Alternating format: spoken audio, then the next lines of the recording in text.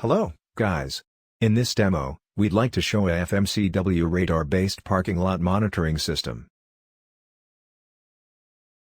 Nowadays, parking becomes difficult. The limited parking lot is becoming more and more crowded. It is urgent to guide people to find suitable parking spaces in a short time. Optical cameras used to be popular in parking lot monitoring. However, recently, people are increasingly worried about its potential security risks and the subsequent disclosure of personal information. Besides, optical cameras are hard to work in bad weather, which limits system performance and inconveniences people. Recently, radar technology has been attracting people's interest. Radar has stronger diffraction and diffraction capacity, so it can mitigate the blocking effect. Its robustness to bad weather also makes up for the lack of optical systems. However, traditional radar is complex in bulk, and it is not practical to install radar for every parking space. Luckily, we have FMCW radar. The frequency of its waveform varies with time, and generally increases linearly with time. Because electromagnetic waves need different flight times to reach targets at different ranges, the frequency of the received signal is different. We can measure multiple targets simultaneously based on the spectrum of the received signal.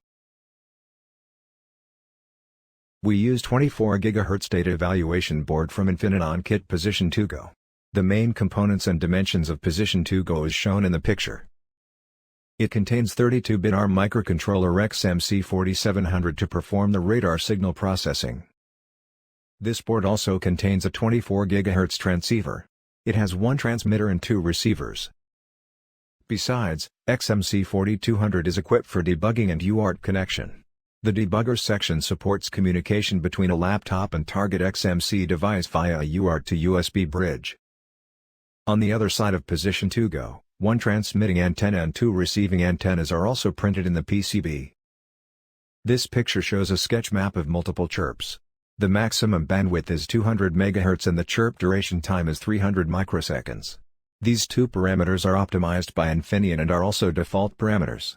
Consider down chirp and standby time. The pulse repetition time is 500 microseconds. In our experiment, a frame contains 16 chirps.